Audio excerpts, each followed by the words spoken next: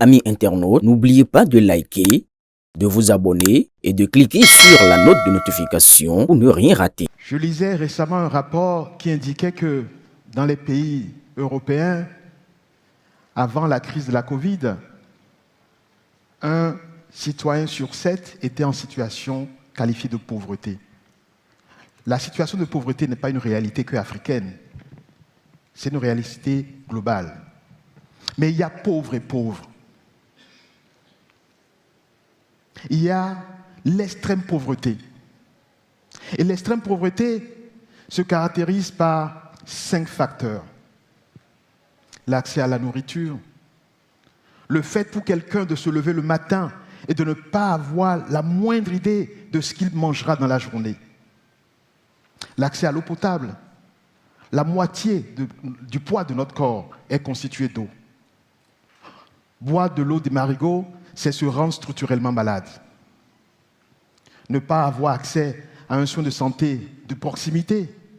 3e facteur, se soigner. 4e, avoir un toit. Et 5e, un emploi. Et le nombre de nos concitoyens dans cette situation d'extrême pauvreté est désormais intolérable.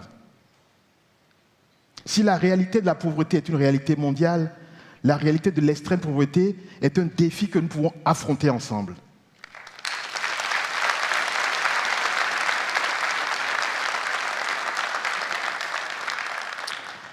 J'ai l'habitude de marcher de temps en temps le long de la route magnifique des Pêches et 2 jours de suite, j'ai croisé le même jeune homme.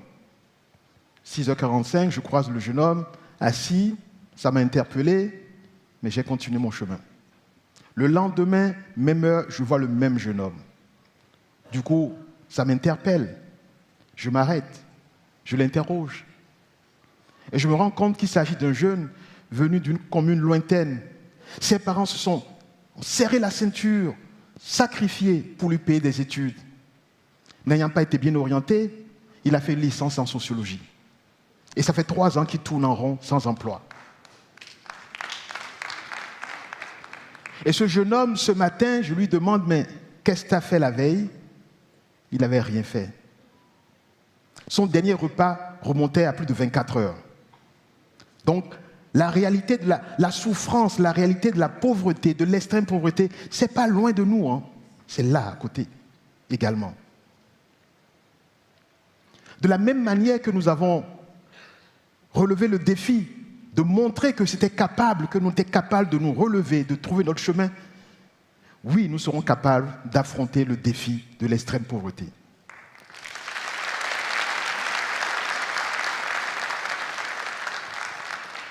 Je voudrais faire une pause et vous rappeler l'une de mes toutes premières interventions en tant que ministre de l'économie et des finances. Nous sommes en décembre 2016. Je présentais la vision du président Talon sur la transformation de notre économie. Et j'indiquais que compte tenu de la structure de notre économie, compte tenu du rythme de progression de la population, il fallait absolument porter le taux de croissance, c'est-à-dire la vitesse à laquelle nous créons les richesses dans le pays, il fallait porter ce taux au-delà des 7%. Tant que le rythme de création de richesses ne dépassera pas ce seuil de 7%, et compte tenu de la structure de notre économie et des naissances qui viennent tous les jours, nous n'allons pas réussir à renverser le rythme de création d'extrêmes pauvres. Alors je suis heureux de vous annoncer que depuis l'année passée, nous avons franchi ce cap.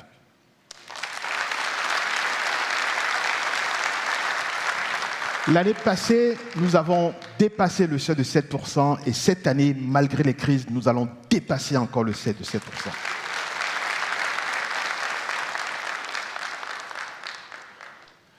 D'un budget de 1 000 milliards il y a 10 ans, le budget aujourd'hui fait plus de 3 000 milliards. Je vous donne ces chiffres pour vous indiquer que nous sommes désormais prêts. Nous avions dit en 2016, et je ne savais pas que j'allais avoir le privilège d'être devant vous pour présenter un projet de société, mais je l'ai dit dès 2016, qu'il fallait absolument passer ce cap. Il se trouve, ce cap est maintenant passé. Nous sommes désormais prêts à aborder la deuxième étape de notre développement.